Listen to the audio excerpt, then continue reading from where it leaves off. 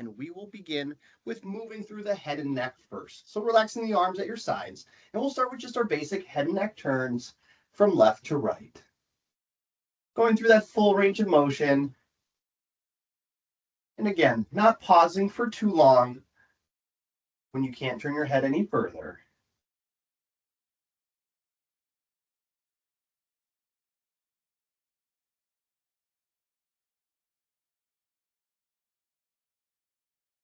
When you're ready, head back to its normal position for our head and neck tips. So tipping the head from left to right, ear to the shoulder, ear to the other shoulder, trying to maintain that downward position of the shoulders itself.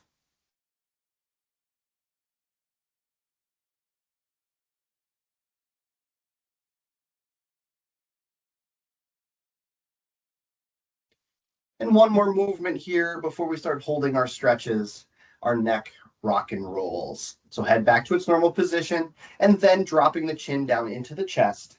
And from here, slowly and smoothly swinging the head from one shoulder to the other. I always like to say stopping the movement in that ear over the shoulder position like we just did before.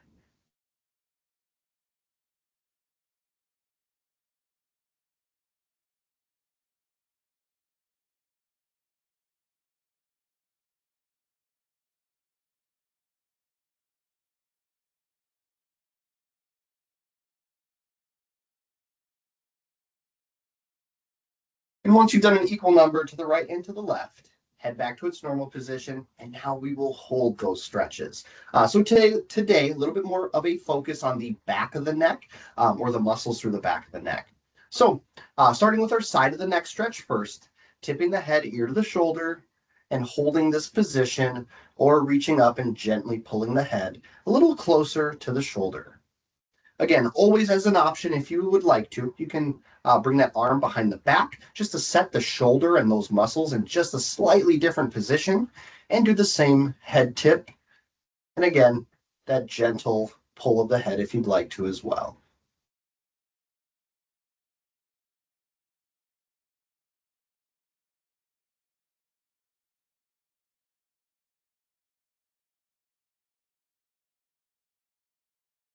And when you're ready, release that side and switch and do the same thing on the opposite side. Again, arm behind the back or arms at your sides. Both are options. And same thing with the options in your stretching position, where you can just let gravity and the weight of your head stretch and elongate that trapezius muscle, or that extra little assistance getting deeper into the stretch. Again, always being gentle with these stretches, never stretching to the point of pain, and not overdoing it based on how you're feeling and your muscle or joint restrictions.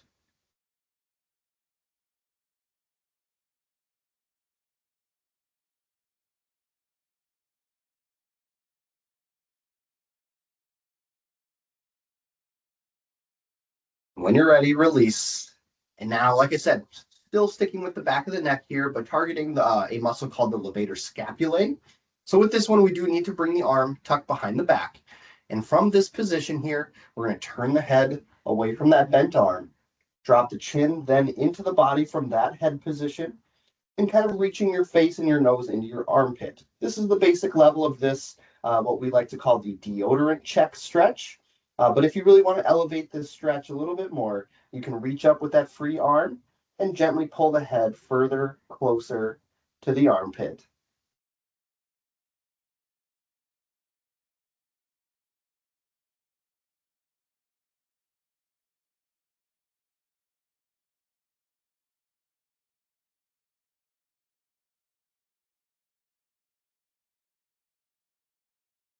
And release that side gently when you're ready. We'll do the same thing on the opposite side. Again, arm tucked behind the back, turn the head, chin down into the chest and towards the armpit.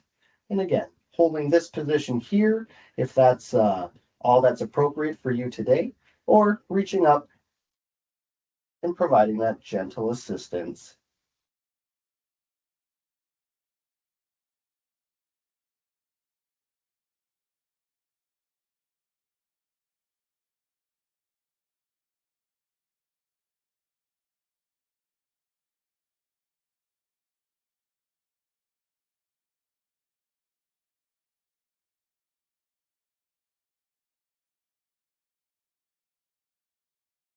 Excellent. Go ahead and release out of that stretch, and we're done with our next stretches. Moving into the shoulders and that upper back region here, again, starting with our movement first. So with those arms and shoulders in that relaxed position to start, then adding in, we'll start with our shoulder circles today.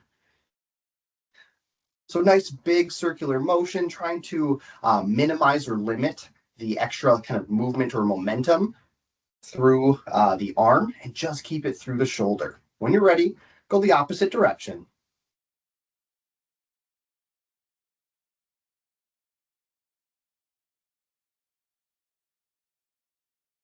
One more movement here through the shoulders. So go ahead and pause with the shoulder circles. Make sure you have some space out to the right and to the left of you.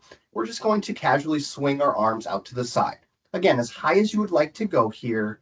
Maybe it is reaching up overhead for that fullest range of motion, or just simply keeping the shoulders loose and relaxed and just allowing those arms to flow, maybe at shoulder level or below.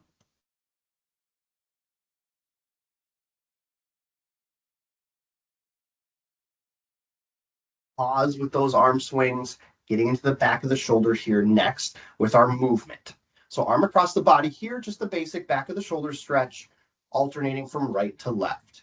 Again, not spending too much time holding the stretching position or that end range of motion for the stretch. Just trying to keep it moving and just somewhat warming up, loosening up the muscles.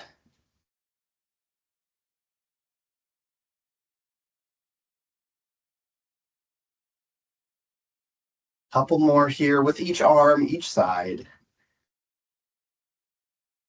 Getting into our first holding base stretch. So we'll start with our horizontal arm reach here first. So interlacing the fingers, flipping the hands, and then pressing the palms, reaching the arms, as well as reaching the shoulders forward as well. A little unconventional for this, but we're wanting to round that upper portion of the back to help separate the shoulder blades and stretch those upper back and shoulder muscles.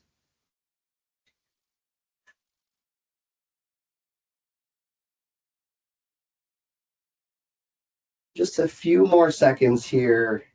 Just that head in that relaxed position between the arms, kind of chin back, kind of drop down to the chest.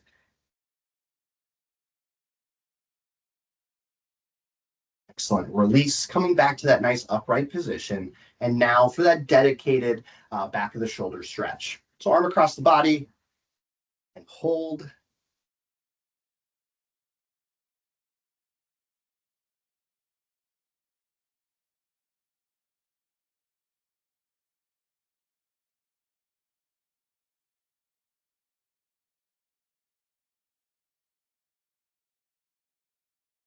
When you're ready, release. Same thing on the other side.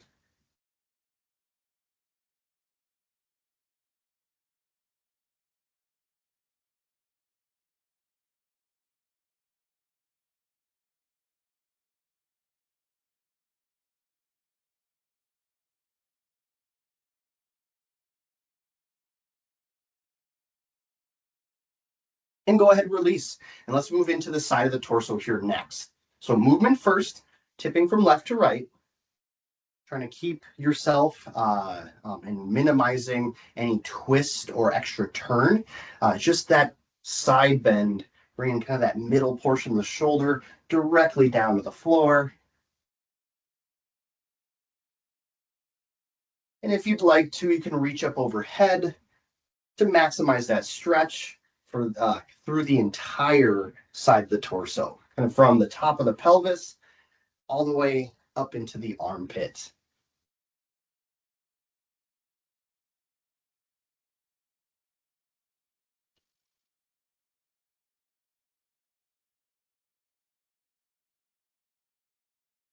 And now we'll focus on holding aside. So coming back to that standing position, for the sake of just adjusting the feet, if you'd like to do the cross-legged option for our side bend stretch. So again, just basic hip to shoulder width stance, and then either that reach or just, again, comfortable arm position if you prefer. But again, that secondary option is that cross-legged position, very similar to how we tuck the arm behind the back, just sets the hip and that the head of the femur It just sets the muscles in a slightly different position for a different or slightly different stretch. Again, I always be careful with my wording, just because there's so many different um, flexibilities, range of motions. Everyone's so different. So it really just depends on yourself.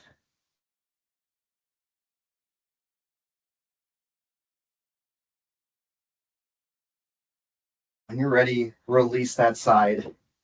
Switch to the other side again. Cross-legged position if you'd like. Left leg over the right, left arm up and tip to the right. Or that basic stance, just with that lean.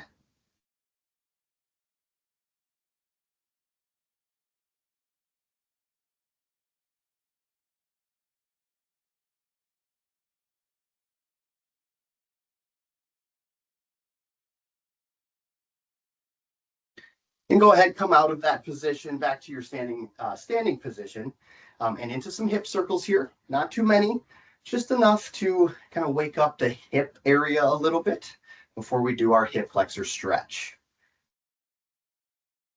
So when you're ready, go the opposite direction. Let's make sure to do both circles, clockwise and counterclockwise. And real briefly here, just our basic hip flexor stretch. So stepping back into a comfortable split stance with both feet flat on the floor, squeeze the glutes, tuck the hips and tailbone underneath the body, and hold the hip bone tuck, hold the glute squeeze, maximizing that stretch through that pocket area of the hip bone.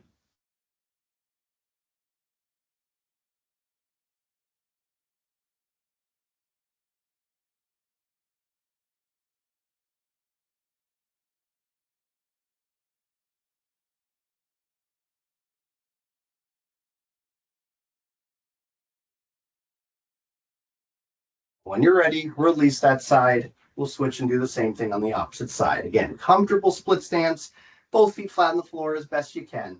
Squeeze the glutes, tuck the tailbone and hips underneath the body. Hold.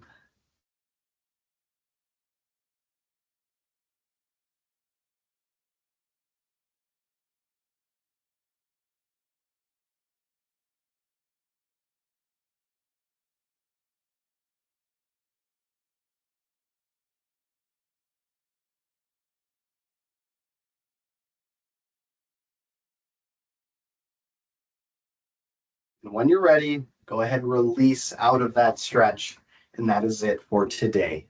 Thanks everyone for joining me today. Hopefully you enjoyed that routine. Enjoy the rest of your day and hope to see you again in a future Flex Break.